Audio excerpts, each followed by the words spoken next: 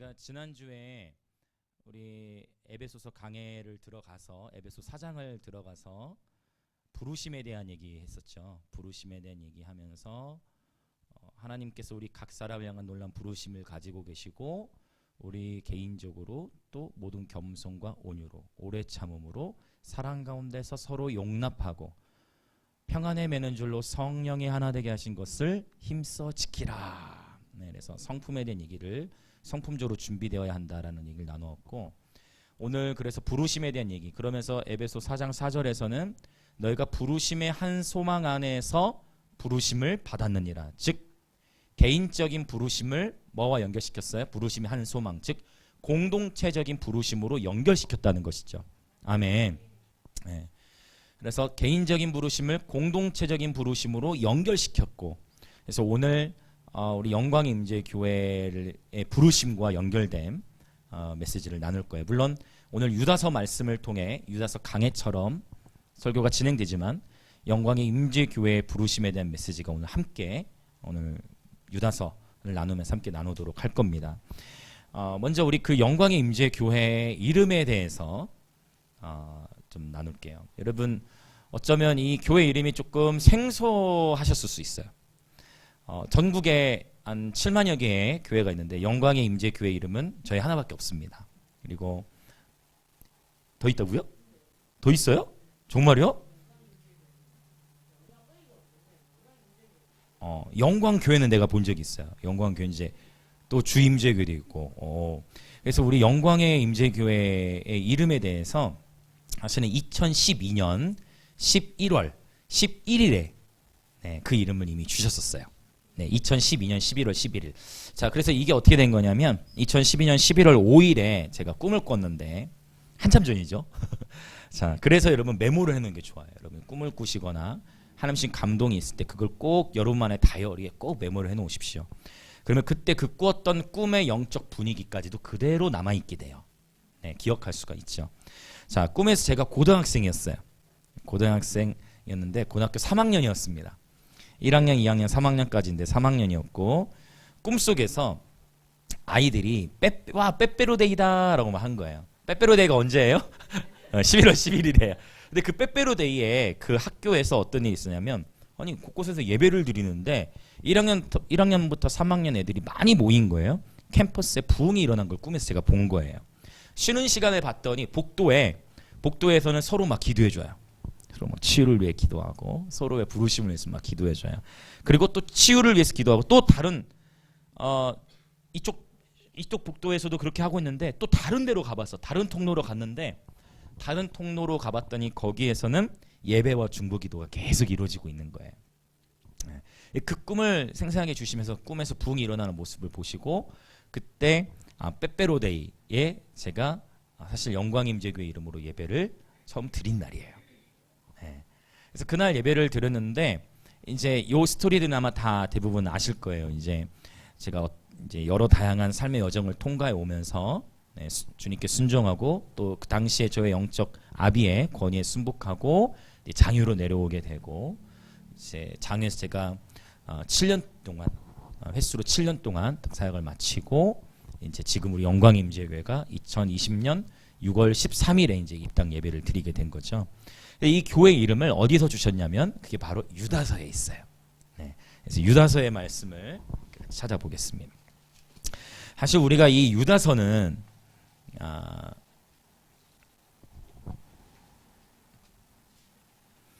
일반적으로 잘 이렇게 찾아보지 않게 되는 그런 말씀이고 설교할 때도 이 유다서의 본문으로 하는 경우가 좀 많지 않은 것 같아요. 근데 이 유다서에 아주 귀한 이 시대를 향한 아주 귀한 메시지들이 담겨져 있어요. 자, 여러분 제가 이 주님의 때가 재림의 때가 다가올수록 눈여겨봐야 될 성경 말씀들을 몇 장들을 말씀드린 적이 있어요. 이사야 19장, 그렇죠? 이사야 19장, 그리고 이사야 40장, 그리고 이사야 60장, 이사야 61장, 그렇죠? 이사야 65장. 목사님 너무 많은데요. 이렇게 될 수도 있지만 이게 너무 중요해요. 이사야 19장, 이사야 40장, 이사야 60장, 이사야 61장. 다 여러분이 굉장히 이렇게 한두 구절씩 암송하실 수 있는 구절들이 들어있는 본문들이에요. 그리고 이사야 65장, 이사야 66장, 그리고 몇 주 전에 초막절기에 설교했던 스가랴 14장, 너무 중요한 장들이에요. 지금 제가 말씀드린 거. 그 장들과 함께 이 유다서 1장을 눈여겨봐야 돼요.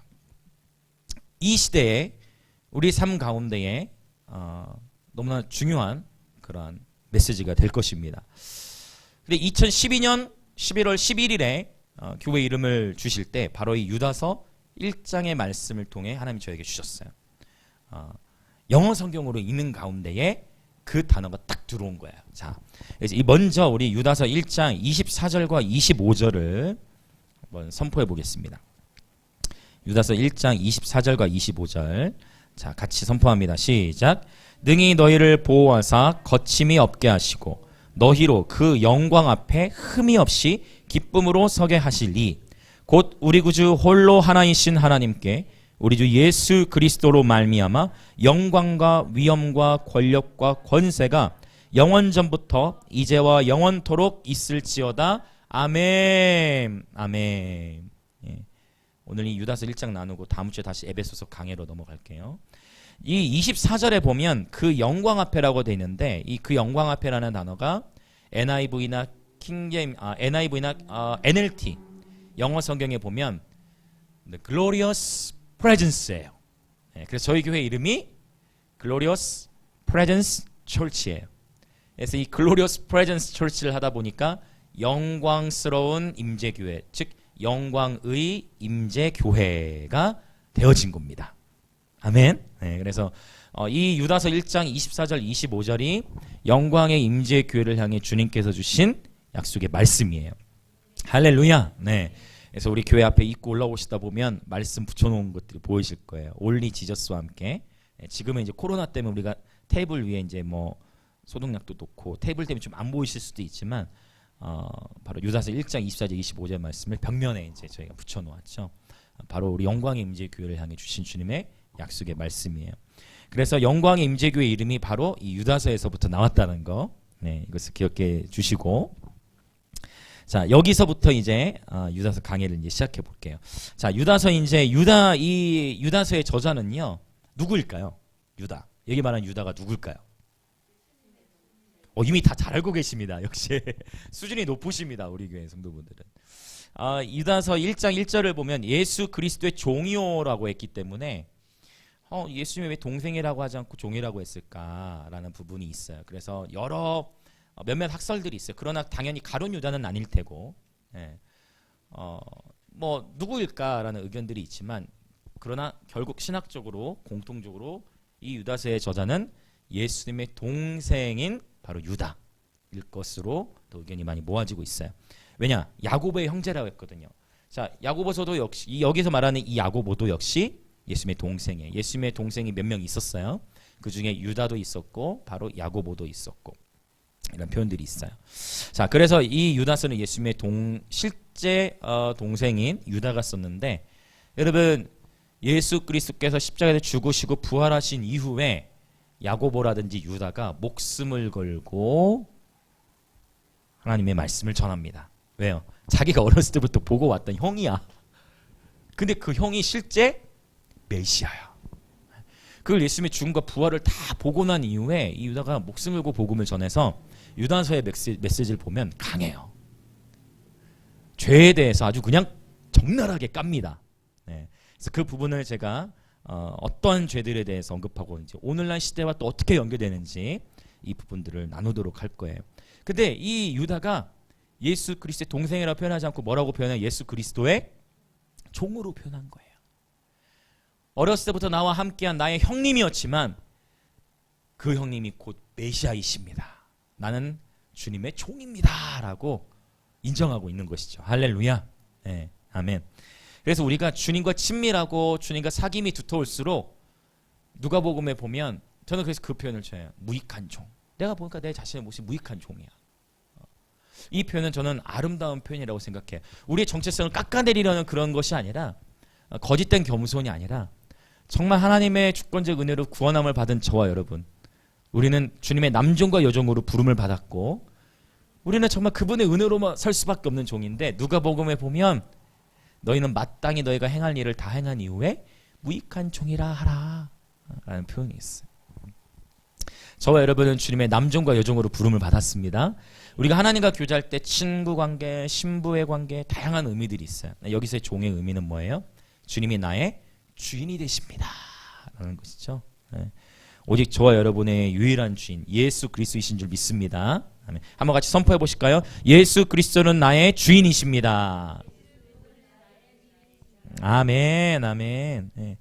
자, 이 유다서에 보면 주 예수 그리스도를 부인하는 사태가 벌어져요. 자, 4절 한번 읽어봅시다. 유다서 1장 4절. 자, 같이 선포합니다. 이는 가만히 들어온 사람 몇이 있습니다. 그들은 옛적부터 이 판결을 받기로 미리 기록된 자니 경건하지 아니하여 우리 하나님의 은혜를 도리어 방탕한 것으로 바꾸고 홀로 하나이신 주제 곧 우리 주 예수 그리스도를 부인하는 자니라. 아멘. 예수 그리스도를 부인하는 것에 대해서 표현하고 있어요. 이제 5절부터 어떤 내용이 나오냐면 실제 예수 그리스도를 부인하는 사태가 벌어지는데 이것을 우리가 1장 3절에서는 1장 3절 중간에 보면 성도에게 단번에 주신 믿음의 도라는 표현이 나와요. 한번 또 따라해 봅시다. 성도에게 단번에 주신 믿음의 도. 오케이. 이 믿음의 도, 이 믿음의 진리가 있는데 1장 4절 예수 그리스도를 부인하고 하나님의 은혜를 도리어 방탕한 것으로 바꿔버리고 어떤 일들이 시작되냐 5절부터 봤을 때 여기에서 이제 배도라는 의미가 나오는 거예요. 그래서 우리가 이 유다서는 베드로후서와 굉장히 이렇게 비슷한 문맥이 많아요. 그래서 만약 유다서 짧으니까 유다서를 더 연구하고 싶으시다면 베드로후서와 함께 보시면 굉장히 베드로후서에서도 발람에 대한 얘기가 나오는데 베드로서와 유다서가 굉장히 이렇게 연결되어져 있다는 것을 볼 수 있게 돼요. 배도가 뭐예요? 도를 배신하는 거예요. 그렇죠? 성도에게 단번에 주신 믿음의 도가 있는데 그 도를 배신하는데 어떻게 그 도를 배신하게 되느냐? 자, 5절부터 보면 이제 한 6가지 정도 주 예수 그리스도를 부인하는 사태로 배도하는 모습들이 어떻게 나타나는가? 오늘날의 시대와는 어떻게 연결되는가를 여러분 성경적으로 정리를 하시면 되시겠어요. 자, 우리 먼저 5절 읽어볼까요? 5절 있습니다. 시작. 너희가 본래 모든 사실을 알고 있으나 내가 너희로 다시 생각나게 하고자 하노라. 주께서 백성을 애굽에서 구원하여 내시고 후에 믿지 아니하는 자들을 멸하셨으며. 네, 아멘. 자, 요 지금 이스라엘 백성들을 향해 이스라엘 백성들에 대한 이야기잖아요. 하나님께서 430년 동안 종노릇한 데에서 애굽으로부터 하나님께 이스라엘 백성을 해방시키셨어요. 그렇죠? 그런데 구원하여 내셨는데 후에 믿지 않은 자들을 멸하셨으니 했는데 실제로 여호수아와 갈렙 그리고 20세 이하의 자녀들 빼고는 다 그 광야에서 어떻게 됐어요? 다 죽었다는 거예요. 왜 그런 일이 일어났어요? 믿지 아니함으로 일어났다라고 표현하고 있어요. 이것은 또한 히브리서 3장 4장에 보면 그들의 믿음, 그들이 믿지 아니함으로 말미암아, 그렇죠? 믿지 아니함으로 말미암아 하나님의 안식에 들어가지 못하였다라고 히브리서 4장은 표현하고 있는 거예요. 하나님께서 구원해 주셨는데 이들이 끊임없이 광야에서 하는 건 뭐예요? 끊임없이 광야에서 불평하고 원망을 하게 되는 것이죠. 불신앙이에요. 하나님께서 기적을 보이시고 구름기둥 이게 영광의 임재잖아요. 눈으로 보이죠. 하나님이 막 보이시고 하나님을 나타내셔서 구름기둥과 불기둥으로 모든 백성이 다 보고 만나러 먹이시고 매출하기도 먹이시고 하나님 계속 풍성한 공급을 주셨어요. 놀라운 기적을 경험했어요. 그럼에도 불구하고 하나님에 대한 온전히 신뢰하지 못하는 마음으로 인하여 불신앙으로 인하여 바로 이들이 광야에서 다 죽임을 당하였다라고 표현을 하고 있죠. 그러면 보세요. 하나님의 약속을 받고 믿음으로 반응하여 가나안 땅에 들어간 수는 소수죠. 그래서 항상 진리는 다수결이 아니에요. 이걸 꼭 기억하셔야 돼요. 민수기 14장에서도 보면 12명의 각 지파를 대표했던 리더십들이 가나안 땅을 보고 왔을 때 몇 명이 부정적인 보고를 했죠? 10명이 부정적인 보고, 긍정적인 보고는 2명밖에 되지 않았어요. 각 지파를 대표하는 탁월한 리더들을 보냈음에도 불구하고 단 2명만 긍정적인 보고를 한 거예요. 그래서 항상 진리는 절대 다수결에 의해 타협할 수 없는 거예요. 아멘. 대통령 선거에 오늘날 우리가 투표를 하지만 진리에 있어서는 만큼은 많은 수가 지지한다 하여 그 이론을 따라갈 수 없는 것입니다. 네. 우리가 늘 이때 깨어 있어야 하는 게 뭐냐면 뭐뭐 카더라를 조심해야 돼. 카더라. 뭐냐 누가 뭐라 하더라. 누가 이렇게 얘기했더라. 네. 이 부분에 있어서 여러분 우리는 깨어 있어야 돼요. 왜요?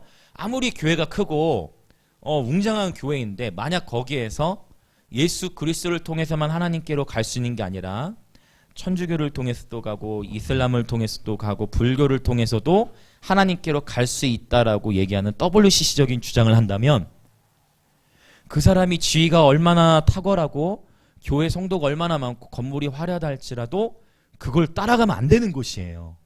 아멘. 주 예수 그리스도를 부인하면 안 되는 것입니다. 오직 구원은 예수 이름밖에 없어요. 할렐루야. 요 진리에서 절대 타협하시면 안 돼요. 아멘. 네. 그래서 제 말이라고도 다 믿으셔도 안 돼요. 무조건 성경에 비추셔야 돼요. 아멘. 네. 소경이 소경을 인도하면 둘 다 구렁텅이로 가는 거예요. 선택에 대한 책임이 나에게도 있잖아요. 그렇죠? 늘 우리가 껴 있어야 돼. 첫 번째는 이 불신앙의 영역이고 이 배도하는 일들, 특별히 이 구원의 영역에서 제가 이슬람에 대해서 말씀드렸죠. 이슬람 한국어로 번역된 이슬람 그 꾸란을 보면 그 알라를 동일하게 하나님으로 번역해 놓았기 때문에 믿지 않는 자들이 봤을 때는 기독교에서 말하는 하나님이나 이슬람 말하는 하나님이 똑같게 보일 수밖에 없는 거예요. 오히려 이슬람이 더 믿기 쉬운 거예요. 왜? 더 쉬운 길이야. 더 좋은 길이야. 그 세속적으로 봤을 때 쾌락 중심의 천국, 그쵸? 말씀 기억하시죠? 남자가 순교해서 어쨌든 천국을 가게 되면 72명의 처녀들과 네 이렇게 쾌락을 누리게 되고 그러한 어떤 천국을 쾌락 중심으로 세속적으로만 풀어 나가 버린 거예요. 네. 그래서 젊은이들이 이슬람에서 테러하고 순교하는 일들이 지금도 그런 테러들이 지금도 있습니다. 네, 계속 있어요. 주마다 여러 다양한 테러들이 일어나요. 자, 그래서 첫 번째 불신앙을 경계해야 돼요. 불신앙. 늘 깨어 계셔야 되고 오직 구원은 예수밖에 없다라는 거. 네. 예수 그리스도만이 유일한 길입니다. 예수 그리스도만이 유일한 하나님께로 가는 길이에요. 네. 그리고 절대 다수결의 원리에 밀리면 안 돼요. 네. 이 정탐꾼도 10명의 보고에 수많은 군중이 막 따랐던 것처럼 절대 다수결을 따라가지 마시고 진리를 따라가는 저와 여러분이 되십시다. 네, 아멘. 자, 두 번째는요. 6절도 읽어봅니다. 시작. 또 자기 지위를 지키지 아니하고 자기 처소를 떠난 천사들을 큰 날의 심판까지 영원한 결박으로 흑암에 가두셨으며. 아멘. 아멘. 이 자기 지위를 지키지 아니하고 자기 처소를 떠난 천사들에 대해 언급해요. 그럼 천사들이 왜 자기 지위를 떠났어요? 자기가 예배하다 보니까 나중에 뭐예요? 자기가 하나님과 같이 되리라라는 교만함이 문제가 된 거예요. 그렇죠. 내가 하나님과 같이 되리라. 그러니까 이 루시엘, 원래는 루시엘이 엘이었죠. 루시퍼가 되기 전. 이 루시엘이 하나님을 예배하는 천사장이었잖아요. 예배하는데 사람들이 막 환호가니까 그 영광을 사실 누가 받는 거예요? 하나님이 받으시는 영광인데 자기 자신이 착각을 하지 않았을까? 네. 신학적으로는 그렇게 이해를 해요. 그래서 이 루시엘이 이들이 다 내가 막 노래했더니 이들이 막 영광을 찬양하네 하고 교만한 마음을 품고 내가 하나님과 같이 되리라 했다가 하나님께서 치시고 그때 루시퍼만 쫓겨난 게 아니라 루시퍼를 따르는 자들이 있었어. 그렇죠. 그러니까 또 역시 깨어 있어야 되는 거예요. 따르는 거예요. 여러분 사람 따라가시면 안 돼요. 할렐루야. 네. 3분의 1이나 천사들이 이 루시엘을 따라간 거예요. 그랬다 하나님 바로 땅으로 내어 쫓김을 받았죠. 그들이. 자, 결국 이 두 번째 이 성경 속에서 우리가 배울 수 있는 건 뭐냐면 바로 교만이에요. 교만. 우리가 특별히 저도 목회자로서 만약 우리가 또 교회가 성장하고 또 하나의 은혜를 주시면 우리가 뭘 잘해서 그래 그러면 큰일 나는 거예요. 할렐루야. 절대 어떤 경우는 하나님 하신 일에 대해서 우리 스스로 그 영광을 가로채면 안 돼요. 우리에게 베풀어 주신 그 은혜에 우리는 감사하는 무익한 종인 겁니다. 네. 이 관점을 꼭 지녀야 돼요. 하나님은 교만한 자를 물리치시고 겸손한 자에게 은혜를 주시나니. 하나님은 겸손한 자에게 더욱 큰 은혜를 주신다고도 성경은 표현하고 있어요. 아멘. 그러므로 너희 스스로를 낮추라 했죠. 때가 되면 주께서 높이신다 하셨어요. 절대 저와 여러분 우리 스스로 높아지려고, 내가 스스로 내 이름이 드러나려고, 내 스스로 나의 명예를 추구하는 삶에는 그 삶은 쫓기는 삶이에요. 그 삶은 불행한 삶이에요. 그러나 우리 스스로를 낮추고, 우리 스스로를 낮춰서 지금 오늘의 하루를 자기 지위를 떠난 천사들과 반대, 시편 16편 주께서 내게 줄로 재어주신 구역, 한번 따라 볼까요? 주께서 내게 줄로 재어주신 구역. 주께서 지금 나를 부르신 그 장소, 주께서 나를 부르신 가정, 주께서 나를 부르신 학교, 주께서 나를 부르신 일터, 그 자리에서 신실하게 주와 동행하는 것이에요. 그렇게 할 때 그 주어진 일에서 최선을 다하고 신실하게 행할 때 하나님은 지경을 넓히시는 거예요. 작은 것에 충성할 때 더 큰 것을 맡기시는 거죠. 아멘. 오늘 우리 시온자매가 간증을 나눴는데 너무 귀한 것 같아요. 그 자매를 향해, 장애우 자매를 향한 그 마음이라든지 영혼을 향한 마음이잖아요. 그리고 그 영혼을 향해 괴로워하고 번민하는 과정을 하나님께서 너무 귀히 받으시는 사랑의 마음이라고 여겨집니다. 시온자매 축복해요. 자기 지위를 지키는 것, 내게 줄로 되어주신 구역을 사수하는 것, 여기에서 더욱 큰 은혜가 부어지는 것입니다, 여러분. 할렐루야. 희한하게 우리 교회 이렇게 강사로 오신 분들 보면 김영환 목사님도 그렇고 김선 목사님도 그렇고, 김선 목사님 분명히 10시까지 마치는 걸 알고 계셨거든요. 그런데 왜 이 얘기를 했었기 때문에. 그런데 이렇게 설교하신 분들이 이렇게 막 풀어지나 봐요. 할렐루야. 그리고 또 동일하게 하신 얘기가 있어. 찬양 가운데 이미 은혜를 받았기 때문에 설교 안 해도 될 것 같다. 이 말들을 다 하지 않습니까? 다 해요, 다 해. 지 목사님, 또 우리 다음 세대 김영 목사님, 또 목요일 오셔서 김상우 목사님, 그리고 하나같이 다 길어져. 제가 늘 말씀드리죠. 은혜가 넘치면 할 말이 많아지기 때문에 길어지거든요. 설교자도 이렇게 막 흐름을 타니까. 그 여러분이 함께 이 은혜 밭을 읽어주셔서 그래요. 여러분이 함께 이 은혜 밭을 기경해 주셔서 그런 겁니다. 함께 아멘으로 화답하고 할렐루야. 그래서 철이 철을 날카롭게 하죠. 잠언서에 철이 철을 날카롭게 하듯 계시가 계시를 가져오고, 아멘. 믿음이 믿음을 더하고, 힘이 힘을 더하고, 영광에서 영광으로, 영광이 영광을 더하는 것이죠. 그래서 우리 주님께 모든 영광 올려드립니다. 그래서 이 교만에 대한 영역이 늘 우리가 깨어서 늘 우리 스스로를 낮추고 나보다 내 옆에 있는 지체를 더 귀히 여기고, 할렐루야. 그런 겸손한 예배자가 저와 여러분 모두 되어야 되겠습니다. 아멘. 자, 교만이에요. 불신한 교만. 이제 세 번째. 자, 7절 읽어보겠습니다. 7절. 자, 같이 읽겠습니다. 시작. 소돔과 고모라와 그 이웃 도시들도 그들과 같은 행동으로 음란하며 다른 육체를 따라 가다가 영원한 불의 형벌을 받음으로 거울이 되었느니라. 아멘. 아멘. 자, 이제 어떤 포인트인지 보이시죠? 소돔과 고모라 땅이 어떻게 해서 멸망했어요? 맞죠? 상관하리라. 그게 바로 동성애를 의미했죠. 소돔과 고모라 땅에 그러한 죄악이 관영하고 그것이 해결되지 않고, 그러므로 말미암아 더군다나 거기에 의인 10명이 없었고, 그러므로 말미암아 그 소돔 고모라 땅이 멸망을 받게 되어졌죠. 이 소돔 땅은 실제로 이스라엘 땅에서 멀지 않아요. 근데 그곳은 지금도 폐허인 거예요. 자, 결국은 이 음란에 대한 부분인데 성의 잘못된 사용. 그래서 우리가 동성애에 빠져있는 지체들이 있다면 그들도 사랑해야 됩니다. 아멘. 그 사람 자체를 미워하는 게 아니죠. 그 영혼도 구원함이 필요한 거예요. 제가 아는 어떤 한 사역자는 실제 동성애자였는데 거기서부터 해방되어졌고 지금 가정을 이루어서 자녀를 낳고 잘 살고 이것에 대해서 메시지를 전하는 사역자. 동성애가 잘못됐다, 하나님의 더 큰 사랑이 있다, 그걸 누렸는데 이걸 증거하는 사역자가 됐거든요. 그래서 여러분 우리가 이거 꼭 기억하자. 동성애 자들을 미워하는 게 아니에요. 절대 우리는 그들을 위해서도 기도하고 축복해야 돼요. 그러나 성경적으로 동성애 자체를 동의할 수는 없는 것이죠. 네, 아멘. 마침 이 유다서, 오늘날 이 시대에 동성애에 대하여 우리가 굉장히 지혜롭게 대처해야 돼요. 동성애에 빠져있는 지체들을 미워하는 것이 아니라 동성애가 우리나라 가운데에 합법화되지 않도록 이것을 막아서는 기도와 실제적인 노력이 필요하리라고 믿습니다.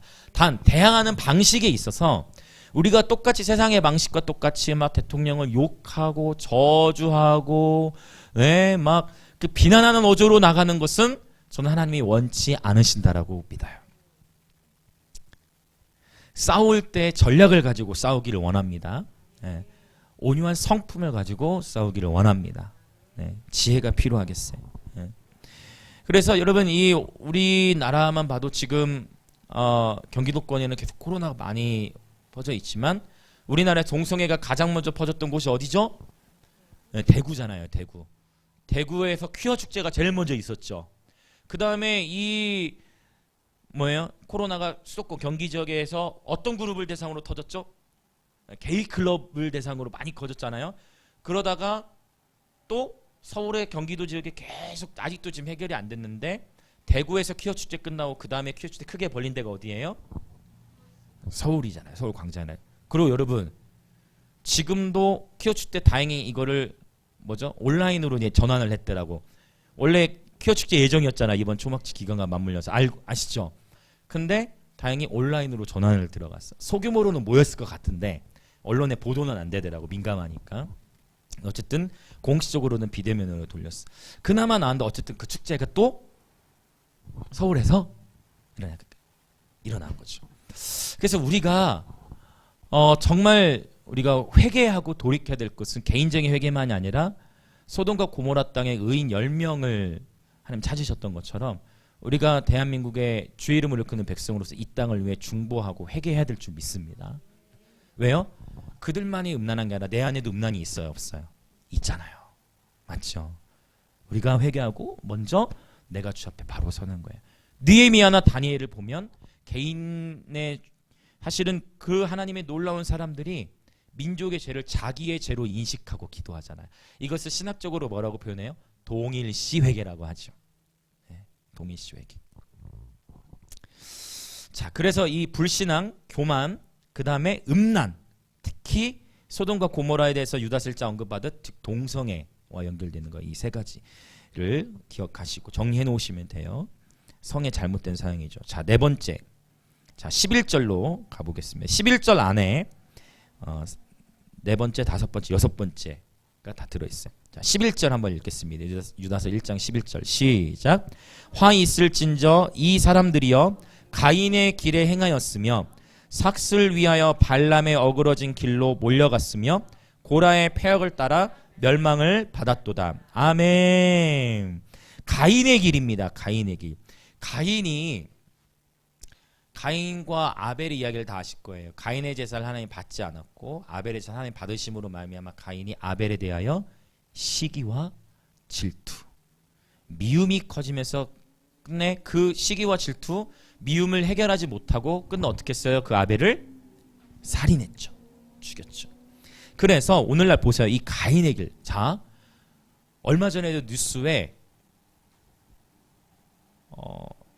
아들이 어머니를 살해한 것, 그쵸? 막 그런 거 나와. 요즘에는요, 이 범죄 소식들 들어보면 우리가 희한한 상상도 할 수 없는 자식을 죽이고 자식이 부모를 죽이고 막 이러한 일들이 일어나요. 살인. 이 살인의 시작이 어디예요? 미움이죠. 예수님 말씀이 정확해. 형제를 향하여 미움을 품은 자마다 다 뭐하는 자다? 살인하는 자다. 이 시기와 질투, 미움으로 말미암아 살인을 하게 되어졌어요. 이게 가인의 길이에요. 그래서 이 가인의 길, 미움, 질투, 시기, 질투와 미움. 자, 이 영역에 있어서 미움, 우리 안에 참 그 주일학교 예전의 찬양인데 미움, 다툼, 시기, 질투 버리고, 이 미움, 다툼, 시기, 질투, 요 마음들을 방치하게 되면 큰 영적 전쟁을 통해 위기가 와요. 그래서 여러분 미움, 다툼, 시기, 질투를 꼭 버리셔야 됩니다. 할렐루야. 주님을 예배하면서 치유받으시길 축복합니다. 뭐 어떻게 이런 것들을 처리하는가 이제 유다서 1장 결론에 가서 말씀을 드릴 거예요. 일단 진단하는 거예요. 진단. 지금 진단하는 거. 미움, 다툼, 시기, 질투. 그런데 가인도 사실은 하나님을 섬겼던 자였다는 거예요. 그래서 우리가 이 미움, 다툼, 시기, 질투가 세상 속에만 있는 것이 아니라 예수님을 믿는 우리에게도 있다 없다? 있다. 내 형제를 향하여서도 질투할 수 있다 없다? 우리의 지체. 그래서 늘 내 지체 가운데 축복받을 일이 생기면 그것이 질투할 일이에요? 아니면 함께 기뻐하실 거예요? 함께 기뻐해야죠. 할렐루야. 네. 우리 공동체 지체 안에 어떤 한 지체가 축복받은 일이 있으면 그것으로 인해 왜 저 친구는 저렇게 일이 잘 풀릴까? 내 삶은 왜 이럴까? 그게 아니라 함께 뭐 해요? 함께 기뻐하는 거예요. 아멘. 이 훈련이 이제 필요해요. 함께 축하하고 함께 기다리고 아픔은 나누면서 반으로 줄고 기쁜 일들은 함께 나눠서 그 기쁨을 누리는. 할렐루야. 네. 그래서 오늘 광고 시간에도 그런 재정적인 이야기를 함께 나눈 거예요. 아멘. 네. 함께 공유하는 거예요. 함께 하는 거예요. 네. 자, 가인의 길, 미움, 질투, 미움, 다툼, 시기, 질투를 통해 살인으로 들어갔어요. 이 가인의 길을 경계해야 돼요. 오늘날 너무 중요한 메시지예요. 자, 그 다음에 나오는 게 뭐예요? 삭슬 위하여 발람의 어그러진 길로 물러가는. 이 발람의 이야기를 보면 발람이 처음에 가지 않았는데 계속 성경에서 이렇게 표현하는 거예요. 베드로서나 유다서에. 삭이 뭡니까? 삭시라는 게 뭐예요? 대가. 그렇죠. 돈이죠. 오늘날로 연결하면 돈. 그래서 이것을 영적으로 만몬이라고 하죠. 만몬. 맞죠? 만몬의 신이라고 해요. 마태복음 6장 24절에 봤더니 두 주인을 섬길 수 없나니 사람이 하나님과 뭐를? 재물을 겸하여 섬길 수 없다. 여러분 재물의 파워가 어느 정도냐면 감히 하나님의 대상과 견주는 대상으로 쓰인 거예요. 돈이. 감히 하나님의 이름과 견주어진 게 돈이에요. 깨어 계셔야 돼요, 여러분. 디모데 전서인가요? 디모데서 6장에 보면 돈을 사랑함이 일만 악의 뿌리가 된다 했어요. 돈을 사랑하면 그게 일만 악의 뿌리, 즉 돈을 사랑함으로 말미암아 수많은 영적 전쟁이 몰고 오는 거예요. 그게. 그래서 여기 이 균형을 잘 잡으셔야 돼요. 목사님 그러면 돈이 필요해서 그러면 우리 지금 다 차 팔고 걸어다니는 여러분 이 균형을 잘 잡으셔야 되는데 전도서에 보면 돈은 범사에 이용됨이 많다 했어요. 하나님 나라가 확장되는 데 있어서 돈이 필요해요. 동의되시나요? 이 균형을 잘 잡으셔야 돼요. 그래서 제가 팀 켈러의 그 어떻게 우리 우상을 식별할 수 있을까 그 글 공유했죠. 그걸 자세히 보시고 여러분 그 책 안 보셔도 돼요. 그 책의 핵심 같이 거기다 다 적어놨으니까. 그거 여러분 A4 다 보시면 책 한 거 다 읽으신 거예요. 그게 그 다 내용 정리돼 있어. 늘 우리 마음을 점검해야 돼. 이게 이 종이 한 장 차이고 한 순간에 우리의 마음이 변질될 수도 있어. 선줄로 생각할 때 넘어질 수 있어. 그래서 늘 깨어 있어야 돼. 그래서 재정적으로 제가 더 투명하게 더 오픈을 더 한 거예요. 여러분 늘 깨어 있어야 돼. 돈을 사랑함이 일만 악의 뿌리가 돼요. 우리 내면을 가만히 들여다보면 어쩔 때는 왜 공동체가 필요하냐면 한번 따라해 보시겠어요? 자기 기만을 경계하자. 이 자기 기만이라는 게 뭐냐면 나는 지금 잘하고 있다고 생각하는 거예요. 나는 지금 순종하고 있다고 생각해. 나는 잘하고 있다고 생각하는데 잘못된 길로 가고 있을 수도 있는 거예요. 이것을 자기 기만, 자기 자신이 속는다는 거죠. 그래서 우리가 함께 서로가 점검하고 함께 서로가 깨어서 격려하고 믿음으로 서주는 거예요. 할렐루야. 네. 이 균형을 지키는 게 참 중요하거든요. 맞죠? 네. 이 만몬이에요. 돈을 사랑하는 길로 절대 들어가면 안 됩니다. 그러나 돈은 필요하기 때문에 기도해야 돼요. 그럼 제가 보니까 이번 주간에 하나님께서 공동체 가운데 행하신 일들을 통해 보는 건 뭐냐면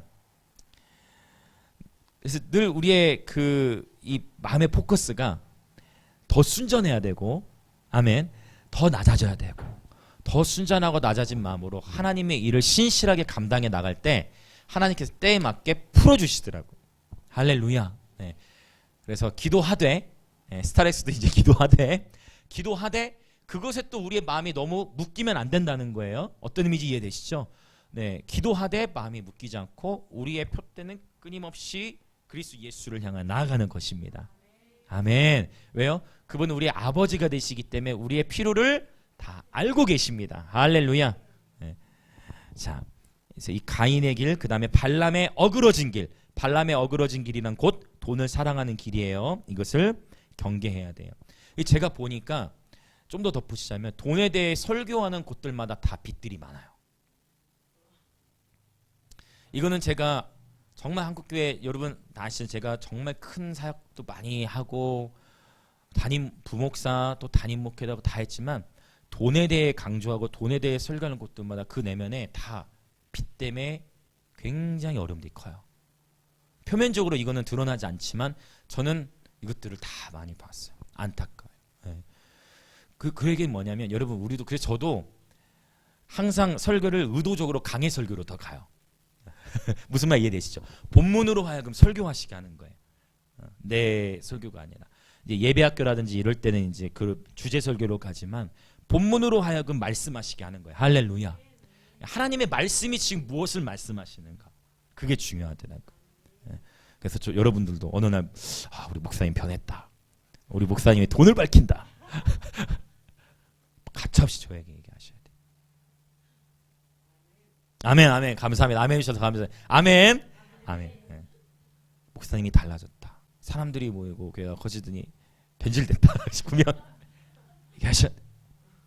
그때 만약 여러분 그렇게 얘기했는데 제가 겸손하게 제 자신을 깨트리는 자리로 마치 나단 선지자가 다윗을 책망했을 때 그러듯이 제가 겸손하게 반응하지 않고 제가 오히려 권위를 주장한다면 여러분은 이곳을 떠나시는 게 나을 수 있어요.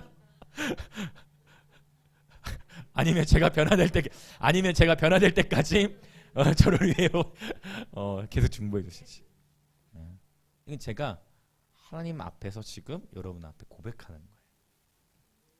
우리에게 성공을 주시고 교회가 사람들이 보기에 막 사람들 몰려오고 교회가 막 성장해가지고 내 마음이 교만해져서 주님의 마음을 놓치는 것보다 내가 주의 운막 안에 거하는에도 불구하고 그분의 임재가 생생하게 지금도 경험하고 만질 수 있을 정도로 함께 하신다면 그것이 더 복인 줄 믿습니다. 오늘 오전에 주일학교 예배를 드리는데 오늘 애들 안수기도를 해주는데 머리에 탁 손을 얹는데 불이 계속 들어가는 불이 임하나 영혼에 하나님의 불이 임해요. 예심이 한번 울어요. 기도 끝나는데도 나이미는 막 웃어. 누나 계속 운다 하고 막 웃어요. 하나님의 사랑이 운행하시면서 막 그분이 행하시는 저 어린 아이도 하나님의 임재를 경험하는 거예요. 그것이 바로 하나님의 영광. 가시적으로 그 자리에 있는 사람이 다 보는 거죠. 그 하나님 옆에서 거들어. 나는 막 진동이 계속 온다고 하니까 우리 8살 하나님이가 목사님이 기도하고 나서인데 진동이 막 일어난다고. 제가 우리 그 금요 예배 때는 특별히 금요 예배 오시는 분들은 좀 기도도 다 해드리려고 그래요. 그래서 금요일에 편하게 기도하실 분들은 오셔서 마음껏 기도하십시오. 네, 기도하시고. 근데 거리가 머시면 그 자리에서 온라인으로 기도하세요. 네, 거리가 머신 분들은. 자, 다시 이제 이 말씀 본문으로 돌아오면 여러분 선줄로 생각할 때 넘어져요. 절대 여러분 성공을 추구하면 안 돼요. 절대 성공 추구하고 사람 따라가면 안 돼요. 네. 우리의 마음이 사람 뭐 한두 사람 더 모인다 해서 또 당연히 여러분 당연하죠. 사람이 모이면 더 좋죠. 당연하죠. 함께하는 예배 공동체가 많아지면 당연히 좋은 거예요. 저도 당연히 좋죠. 그러나 사람에 매이면 그것이 올무가 돼요. 사람을 두려워하면 올무에 걸리게 됩니다. 오직 여호와를 경외하는 자만 안전한 거예요. 제가 정말 여러분 저의 메시지 흐름이 자꾸 이렇게 격가지로 간다면 여러분 저에게 말씀하실 수 있어야 돼요. 나단 선지자처럼. 할렐루야. 네, 저는 사울의 길로 가기를 원치 않아요. 저는 다윗의 길로 갈 거예요. 적어도 지금은 그 마음이 유지되고 있어요. 사울은 어땠어요? 사무엘 선지자가 책망했죠. 사무엘 선지자가 책망했을 때 사울은 어떻게 선택했어요? 죄에 대해 지적할 때 사무엘 선지자요. 알겠는데 그래도 백성들 앞에서만큼은 내 권위를 세워주세요. 그리고 내 기념비를 그대로 놔둘게요. 이렇게 자기 기념비를 세우죠. 저와 여러분 모두가 다윗의 길로 행하는 자들이 되길 원합니다. 예, 예. 바로 이 발람의 어그러진 길을 경계해야 돼요. 자, 6번째 11절 끝부분에 뭐가 나오냐면 따라해볼까요? 고라의 패역을 경계하자. 고라가 누굽니까? 이 고라는요 바로 모세가 실수했어요. 그렇죠? 그때 모세에 대하여 대항했던, 모세의 죄에 대해서 책망하고 대항했던, 바로 하나님이 세우신 권위에 대해서 업신여기고 무시했던 자예요. 결국 이 고라는 어떻게 됐어요? 땅이 입을 벌려 삼켜버렸죠. 그렇죠? 땅이 입을 벌려 삼켜버렸어. 자, 8절도 한번 읽어봅시다. 8절, 유다서 1장 8절. 자, 읽겠습니다. 시작. 그러한데 꿈꾸는 이 사람들도 그와 같이 육체를 더럽히며 권위를 업신여기며 영광을 비방하는도다. 아멘. 고라의 패역은 즉 하나님께서 세우신 지도자의 권위를 무시하는 것을 이제 의미하는 거예요. 그래서 제가 지금 하는 메시지도 여러분 다 분별되시죠? 지금 목사님 이랬다 저랬다 한다고 생각되시면 안 됩니다. 자, 그 얘기 뭐냐면 제가 잘못된 길로 갈 땐 그거에 대해서 얘기할 수 있어야 하지만, 그러나 지금 여기서 말하는 고라의 패역은 뭐냐면 그들의 태도를 말하는 거예요. 나단 선지자가 했던 거, 다니엘이 느부갓네살 왕 앞에 설 때 여기서 말한 이 권위를 무시하지 않는 거에 있어서는 여러분 이것도 동의되시길 축복합니다. 문재인 대통령의 권위를 인정하십시오. 문재인 대통령의 권위를 인정하셔야 합니다. 하나님께서 세우신 이 질서를 인정하셔야 돼요. 모든 주권이 하나님께 있고, 로마서에 봤더니 각 나라 위에 그 권세자를 세움의 그 권위가 누구에게 있어요? 하나님께 있는 거예요. 할렐루야. 다니엘이 느부갓네살 왕 앞에 가가지고 당신은 하야해야 됩니다. 당신은 내려와야 됩니다. 당신 때문에 이 나라가 망했습니다라고 했나요? 어떻게 했습니까? 다니엘이 왕이시여, 왕이시여, 왕이시. 벌써 존칭이 다른 거예요. 여러분, 그래서 제가 또 말씀드려요. 여러분, 문재인 대통령의 권위를 인정해야 돼요. 그의 통치하는 경영하는 방식에는 동의되지 않을지언정 그 존재를 이 나라의 대통령으로 세운 그 권위를 인정해야 돼요. 그리고 제발 여러분 기도하실 때 문재인 대통령에서 욕하면서 기도하시지 않기를 축복합니다. 함부로 그 하나님의 이런 걸 말하는 거예요. 요즘 시대 보세요. 딱 이 시대예요. 모든 질서와 권위 체계가 다 무너져 버렸어. 우리 기독교인들도 똑같이 비방하고 똑같이 세상의 말들로, 심지어 목사님들이, 유명한 분들이 페이스북이나 이런 데 글들 올리는 거 보면 그분들의 평상시에 막 가치관이 정말 그런가 싶을 정도로 말들을 너무, 근데 이게 지금 우쪽은 좌쪽을 향해 막 말들을 막 이렇게 함부로 막 가고, 좌는 또 우쪽을 향해 막 말들로 이렇게 가는 것들을 보면 너무 심각해요. 여러분 깨어 계셔야 됩니다. 하나님이 세우신 모든 질서를 인정해야 됩니다. 네. 인정해야 돼. 고라의 패역, 이 시대에 이것들이 너무 많이 부러지고 있어요. 가정에서도 권위가 무너지죠. 그렇죠? 또 교회 안에서도 하나님의 세우신 질서가 있어요. 그 질서는 서로 존중함이 마땅하죠. 도시적으로 나라적으로 세워진 정치 위정자들에 대해 우리가 기도해야 하는 줄 믿습니다. 네. 이 6가지를 기억하세요. 불신앙, 교만, 음란, 특히 동성애, 가인의 길, 발람의 어그러진 길, 고라의 패역. 이 시대에 우리가 경계해야 될 영역들이라는 거예요. 이 유다서는 AD 67년부터 80년 사이에 기록된 것인데도 불구하고 오늘날 우리에게 우리 시대에 맞게 정확하게 직면시켜서 죄의 길로 빠지지 않도록 우리를 권면하고 있다는 것입니다. 자, 그렇다면 열쇠는 없는가? 이러한 배도의 시기에 우리가 어떻게 살아가야 하는가가 이제 유다서 1장 후반부에 나오는 거예요. 자, 크게 2가지 포인트인데, 먼저 유다서 1장 14절부터 16절 사이에 보면 누구에 대한 얘기가 나오냐면 이제 에녹에 대한 얘기가 갑자기 나와요. 아담의 7대손 에녹이 이 사람들에 대하여도 예언하여 이르되 보라 주께서 수만의 거룩한 자와 함께 임하셨나니 하면서 심판에 대해서 뭐 하냐면 예언을 하고 있는 모습이에요. 맞죠? 자, 에녹의 예언이 나옵니다. 자, 그러면 에녹을 볼까요? 에녹이 창세기 5장에서 에녹의 아들의 이름을 뭐라고 지었을까요? 에녹의 아들의 이름을 뭐라고 지었을까요? 네, 무드셀라예요. 무드셀라. 히브리어로는 무트셀라예요. 무트셀라. 이 말은 무트와 살라흐라는 단어가 합쳐진 건데, 무트는 죽다예요. 살라흐는 뭐냐면 내보내다예요. 그래서 무드셀라 하면 죽음을 내보내다라는 의미가 있어요. 죽음을 보내다. 죽음을 허용하다, 죽음을 내보내다는 의미가 무드셀라 의미야. 이름 안에 있어요. 그 에녹이 신기해. 성경은 어떻게 표현하냐면 무드셀라를 낳은 후로부터 하나님과 300년을 동행했다고 표현하는 거예요. 에녹이 65세에 무드셀라를 낳았고 무드셀라를 낳은 후부터 300년간 하나님과 동행하다가 365세에 이제 보이지 아니한 거예요. 바로 들림을 받은 거죠. 그리고 산채로 들림을 받았는데 무드셀라가 969세에 죽습니다. 정말 오래 살았죠. 무드셀라 969세에 죽었는데 그때 어떤 일이 일어났을까요? 그렇죠. 무드셀라가 죽었을 때 어떤 일이 일어났다고요? 노아가 600살이었고 그때 홍수가 터졌어요. 그러니까 실제 무드셀라가 죽을 때 죽음이 보내진 거죠. 이해되시죠? 그래서 에녹이 하나님과 동행을 했는데 바로 무드셀라를 낳은 이후에 300년을 동행했다는 거예요. 에녹은 하나님과 동행하는 데 자신의 삶을 헌신하였어요. 어떻게 우리가 배도의 길로 들어가지 않을 것인가에 대해서 하나님은 무엇을 말씀하시냐? 바로 하나님과 날마다 동행하는 거예요. 에녹이 그랬던 것처럼 우선적으로 하나님과의 동행에 헌신해야 돼요. 에녹의 이름의 뜻이 하녹, 히브리어 하녹, 헌신되다는 의미가 있어요. 그런 의미에서 오늘 시온자매가 나눠준 간증도 개연적 의미가 있어요. 날마다 큐티를 계속 하겠다 표현했잖아요. 그쵸?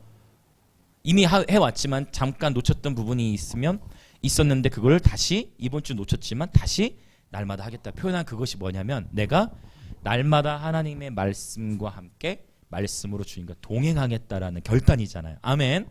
네, 바로 그것처럼 날마다 하나님 앞에서 하나님과 동행하는데 헌신한다는 건 뭐예요? 우선순위를 드리는 거예요. 여러분 날마다 주의 말씀 앞에 서시기를 축복합니다.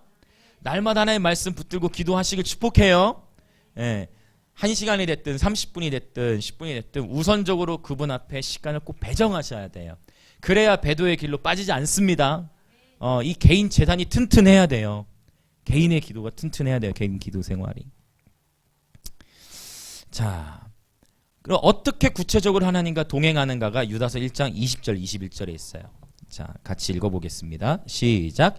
사랑하는 자들아 너희는 너희의 지극히 거룩한 믿음 위에 자신을 세우며 성령으로 기도하며 하나님의 사랑 안에서 자신을 지키며 영생에 이르도록 우리 주 예수 그리스도의 긍휼을 기다리라. 아멘. 아멘.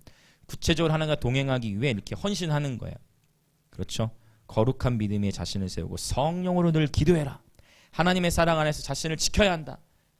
우리 주 예수 그리스도의 긍휼을 기다리라. 그리고 결론적으로 24절 25절에서 바로 예배를 언급하는 거예요. 예배라는 단어는 없지만 자 24절과 25절 우리 다시 한번 힘있게 한번 선포해 보겠습니다. 시작. 능히 너희를 보호하사 거침이 없게 하시고 너희로 그 영광 앞에 흠이 없이 기쁨으로 서게 하실 이 곧 우리 구주 홀로 하나이신 하나님께 우리 주 예수 그리스도로 말미암아 영광과 위엄과 권력과 권세가 영원전부터 이제와 영원토록 있을지어다. 아멘. 이것이 예배잖아요. 네. 구주 하나이신 하나님께 홀로 하나이신 하나님께 예수 그리스도로 말미암아 영광을 올려드리고 그분의 위엄을 찬양하고 모든 권력과 권세가 영원토록 그분에게 있음을 노래하는 것. 이것이 예배잖아요. 아멘. 그렇구나. 배도하는 시대, 배도가 넘쳐나는 시대에 어떻게 우리의 삶을 믿음 안에 지키고 승리하는 삶을 살 수 있을 것인가? 그것은 곧 예배자가 되는 거예요. 하나님 찾으신 예배자가 되는 것입니다. 그의 예배자의 입술에서의 고백은 내 삶의 어떠한 고백이 아니라 그냥 그분에게 가 있는 거예요. 그 예배자의 관점이. 너무 멋지지 않습니까? 24절 25절 명확한 나팔을 유다가 불고 있는 거예요. 죄에 대해서 아주 적나라하게 딱 드러내고 24절 25절에 예배로 유다서를 마치는 거예요. 네. 오늘 예시미가 확실히 은혜를 크게 받았어. 그 열매가 어떻게 나타나느냐. 식사 기도를 하는데 하함이 나이미와 싸웠던 것을 수시로 싸웠던 것을 하나님 용서해 주시라고 회개가 나오는 거예요. 네. 회개합다 열매가 나타나죠. 그러니까 하나님의 은혜가 우리를 양육하시는 거예요. 네. 그래서 이 시대에 우리가 어떻게 살아가야 하느냐. 날마다 하나님의 말씀과 동행하십시오. 네, 에녹이 그랬던 것처럼 그리고 하나님이 찾으시는 예배자가 되는 것입니다. 아멘. 그래서 이 유다서 1장 24절 25절이 영광의 임재교회에 주신 약속의 말씀이에요. 보세요. 이 영광 앞에 어떤 일들이 있어요? 영광의 임재 안에서 우리가 보호를 받습니다. 할렐루야. 영광의 임재 안에서 우리가 보호를 받고 거침이 없어요. 담대하게 복음을 전파할 수 있게 됩니다. 영광의 임재 안에서 우리의 흠이 없어지는 거예요. 주님께서 행하시죠. 영광의 임재 안에서 우리가 기쁨을 누립니다. 할렐루야. 다 들어있어요. 영광의 임재 안에. 그리고 우리는 주님을 예배합니다. 영광의 임재교회의 부르심은 예배와 선교예요. 영광의 임재교회를 향한 두 기둥과 같은 부르심은 바로 예배와 선교입니다. 그래서 이 예배와 선교의 두 기둥을, 이 부르심을 이뤄가기에 우리가 거리로도 나가고 계속 예배하고 나팔을 부는 거예요. 그래서 지금 교회가 비록 아직 작다 할지라도 여전히 감비아의 선교를 하고 있는 거예요.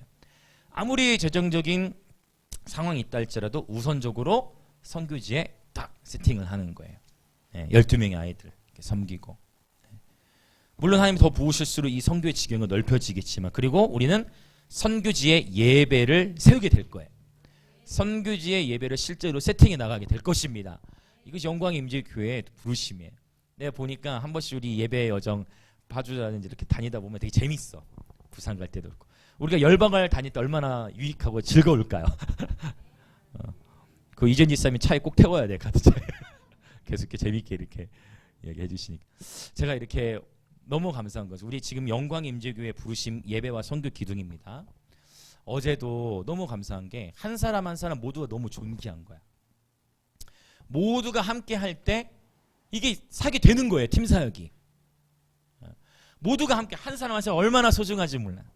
한 분 한 분 함께, 누구는 또 기타로, 누구는 건반으로, 누구는 젬베로, 누군가는 또 집 나르는 걸로, 누군가는 각자의 어떤 하나님의 부르심을 따라 함께 연합하여 섬기는 모습이 너무 아름다운 거예요. 할렐루야. 이게 공동체죠. 이 가족이죠. 지난주에는 딱 공동체에 대한 메시지를 하는데 또 우리 황지사님과 저녁에 제가 또 시간을 같이 또 보내게 되어지고, 그래서 하나님께서 명백하게 그분의 말씀으로 우리 영광 임재교회를 지금 붙들고 계십니다. 그래서 구체적인 숫자에 대한 목표도 있어요. 영광 임재교회 안에서 제가 하나님께 받은 감동은 300명이에요. 목사님 너무 작아요. 뭐 그릇이 너무 작습니다. 더 넓게 벌려야 되는 거 아니에요? 300명이에요. 하나님이 주시면. 그러면 목사님 나중에 부흥해가지고 사람 더 오면 어떡할 거예요? 분리개척을 나가면 됩니다. 교회는 한 담임 목회자가, 제가 800명 정도 있었던 교회에서 이제 사역을 했던 그 경험들이 있기 때문에, 한 교회 담임 목회자가 300명, 500명이 넘어가 버리면 그때부터는 조직이 되지 그 개인의 성도의 삶을 들여다볼 수가 없어요. 그래서 어떻게 돼요? 이제 조직으로 갈 수밖에 없어. 부목사를 와서 교구장을 놓고 관리가 되는 거예요. 이제. 근데 그거보다 하나님 제게 주신 마음은 300명이에요. 야 아들아, 22,000명의 두려워 떠는 애들보다 300명이 낫다. 대형교회, 여러분 대형교회 하면 까우가 있겠죠. 대형교회 되면 막 사람들이 존경을 할 수 있잖아요. 그분들의 부르심일 수 있어. 그러나 적어도 영광의 임재교회 그림은 300명 이상이 되면 어떻게 할 거라고요? 분리개척으로 가는 거예요. 할렐루야. 그래서 개척할 때 또 함께 또 힘을 모으고. 그러면 여기서 개척할 때 교회 이름 뭐 부산 영광의 임재교회, 뭐 서울 영광의 임재교회, 노. 그 이름도 그거 하지 않아요. 이름도 그냥 자유롭게 하는 거예요. 아멘. 그 이름도 또한 그게 또 분리개척이지만 그게 또 이렇게 명예가 이렇게 되어질 수 있겠더라고. 이름마저. 그래서 이름마저도 내려놓는 거지. 아멘. 이름마저도 내려놓는. 그래서 자연적인 확장. 왜 300명이냐? 기도원의 300용사도 있지만 12명의 사도적인 리더십과 288명의 예배자에 대한 감동이 있었어요. 여러분 다 예배자로 동의해 주셔서 얼마나 감사한지 몰라요. 288명의 예배자, 그리고 12명의 사도적 리더십. 이게 다 성경적인 이야기죠. 그래서 이게 이제 영광의 임재교회 부르심이에요. 숫자적인 목표가 있는 거죠. 이 예배와 선교의 부르심을 이뤄가기 위한 7가지의 핵심 가치가 있어요. 요거를 이제 나중에 그 미디어로도 깔끔하게 딱 정리를 해놓으면 좋을 것 같은데, 7가지 핵심 가치 혹시 뭔지 아시는 분 계세요? 이 예배와 선교의 부르심을 이뤄가기에 핵심 가치 7가지가 있고 그 핵심 가치를 이제 실제적으로 우리 삶에서 이뤄가기 위해 우리가 지금 하고 있는 일들 이렇게 이제 저는 정리를 하거든요. 7가지 핵심 가치가 뭐냐면 역시 첫 번째 핵심 가치는 당연히 예배예요. 예배. 또 이 예배를 위해서 그러면 예배의 핵심 가치를 어떻게 우리 교회는 지금 행하고 있는가에 대한 것도 이제 설교하려면 이것도 한두 시간 이제 필요하겠죠. 지금 큰 틀을 지금 잡아 놓는 거예요. 7가지 핵심 가치의 첫 번째는 예배, 그리고 말씀이 있겠죠. 그리고 기도. 그다음에 네 번째가 이제 교제예요. 성도 간의 교제. 이 교제. 그다음에 5번째가 절기와 안식. 6번째 다음 세대. 그리고 7번째가 전도와 선교예요. 이 7가지의 핵심 가치는 2015년 초막절 때 하나님께서 저에게 감동해 주셨어요. 그래서 이 핵심 가치 안에서 저희 교회 하는 모든 일들은 이 가치를 중심적으로 다 일들을 벌려나가고 있어요. 네, 나중에 기회가 되면 이 영역을 또 나누도록 할 겁니다. 자, 그러면 이제 우리 한 가지 말씀 찾아보고 같이 이제 기도하도록 하겠습니다. 우리 마태복음 28장 18절부터 20절입니다. 이것도 우리 교회를 향해 하나님이 주신 약속의 말씀 중에 하나가 되겠죠.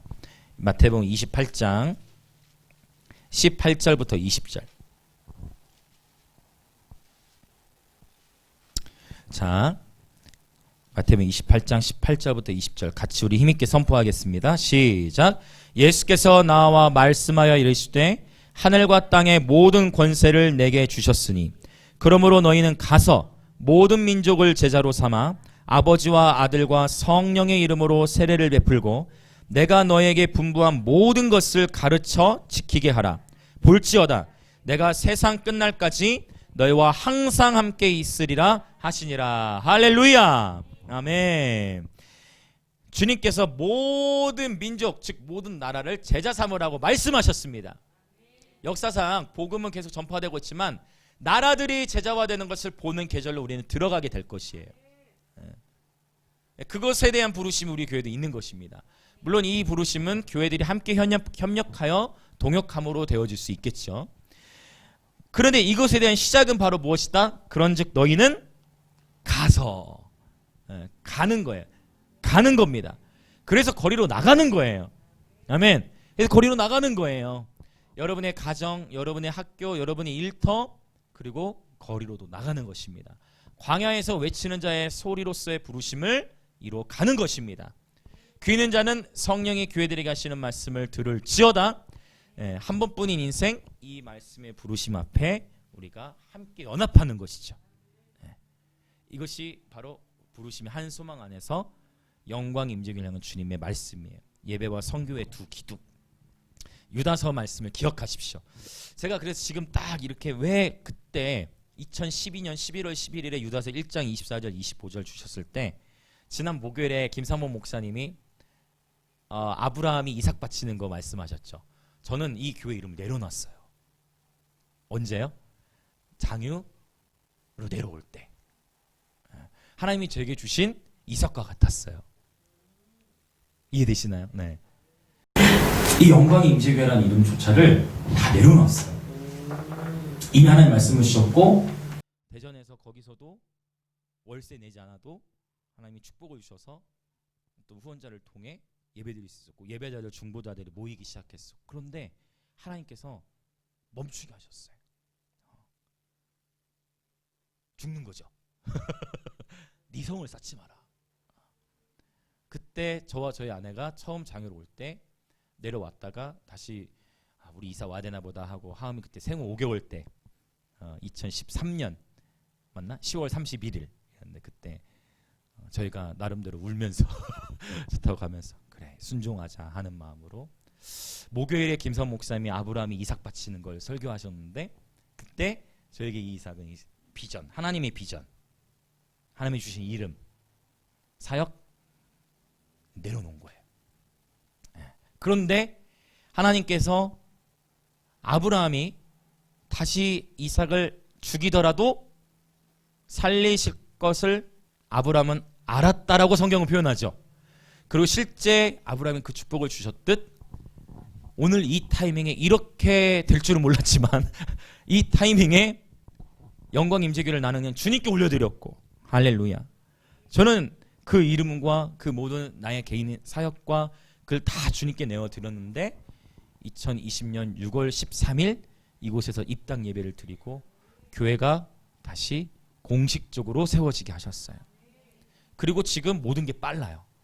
6월 지금 7, 8, 9, 10 4개월 만에 우리 공동체 안에 하나님께서 행하실 일들이 너무 놀라워요. 그래서 아침에도 놀라고 저는 오후에도 놀라고 저녁에도 놀라요.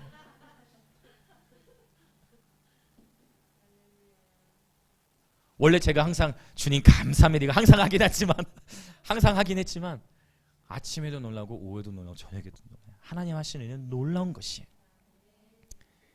지난 목요일에 은혜가 있더라고. 너무 크더라고. 내게 주신 하나님의 비전을 난 주님께 다 드렸거든요.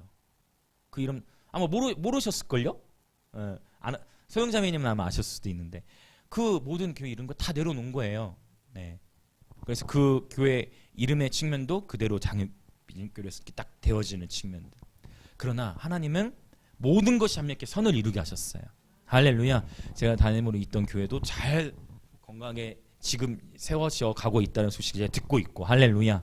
모든 것이 아름다운 것이죠. 네. 우리 영광 임재 교회도 하나님 다시 교회를 세우게 하셨고, 우리가 이렇게 만나서 함께 예배 드릴 수 있고, 모든 것이 주님의 크신 은혜입니다. 예수 그리스도께서 영광의 임재교회의 머리가 되십니다. 우리는 그분께 바르게 붙어 있기만 하면 되는 것이에요. 이런 그분이 하십니다. 자, 우리 기도하겠습니다. 함께 기도하실 때 오늘 영광의 임재교회 부르심을 유다서 1장과 함께 유다서와 함께 연결지어서 나누었습니다. 배교의 시대 빛과 어둠의 영적 전쟁이 치열합니다. 그러나 어둠이 드러날수록 그분의 여호와의 영광의 빛을 발할 자들은 반드시 있어요. 저와 여러분이 바로 그분의 영광의 빛을 받아 이 도시를 비춰야 할 자들로 부름받았어요. 열방 가운데 하나님의 영광을 운반하는 자도 부름받은 것입니다. 근데 비전은 크게, 그러나 전략은 스몰하게. 뭐예요? 비전은 크게 가지시되 저는 계속 그래요. 열방 가운데 예배를 심고 나라들을 제자화하고, 감비아에 단 하나의 대학이 있다고 해서 대학교 하나만 있다고 해서 감비아 나라 전체에, 그러면 우리가 만약 그 감비아에서 캠퍼스에서 복음 전도 집회를 연다, 그 나라를 제자화할 수 있는 컨퍼런스가 되는 거예요. 할렐루야. 네. 그러니까 여러분 비전을 크게 가지세요. 네. 열방을 구령할 비전을 크게 가지세요. 함께 열방으로 나가셔야죠. 할렐루야. 예. 예배자는 결국 성교회 부르심에 연결되게 돼 있죠. 네, 그때까지 그것만 바라보고 아무것도 하지 않는 거 아니죠. 오늘 내게 줄로 재어주신 구역 안에서 내게 맡겨진 일에 신실하게 행하는 거예요. 바보처럼 남들이 알아주지 않아도 된다니까요. 할렐루야. 때로는 뭐 비방 좀 받으면 어때요? 판단 좀 받으면 어때요? 어느 유명한 건축선수가 그런 얘기를 했어요. 누군가 나를 험담하고 있다는 얘기는 그들은 지금 내 뒤에 있는 거라고. 똑같이 뒤를 돌아봐서 싸울 필요가 없어요. 묵묵히 겸손히 표대를 향하여 전진하는 것이에요. 예수 그리스도를 향하여, 부르심을 향하여 전진하는 거예요. 할렐루야. 같이 기도하십시다. 아버지, 그렇습니다. 오늘 유다서를 통해 참 이 AD 1세기 때 기록된 이 말씀이 오늘날 이 시대에도 어쩜 이리 연결되는지, 불신앙과 교만과 음란과 특히 동성애, 그리고 가인의 길, 미움과 시기, 질투, 살인, 발람의 어그러진 길, 돈을 사랑하는 게 고라의 폐업, 권위 자체를 깎아내리고 인정하지 않으려는 개인주의화 되어지는 이러한 사회 문화 가운데 아버지, 우리가 하나님의 말씀으로 돌아가겠습니다. 주님의 말씀 앞에서 날마다 깨어있겠습니다. 주님의 말씀과 동행하겠습니다. 그리고 하나님이 찾으시는 예배자가 되어 모든 영광과 위엄과 권력과 권세는 오직 여호와께만 있음을 선포하는 예배자가 되어 열방 가운데 예배 영광을 운반하는 선교자들이 되겠습니다. 그렇게 주여 한번 외치고 통성으로 기도하겠습니다. 주여!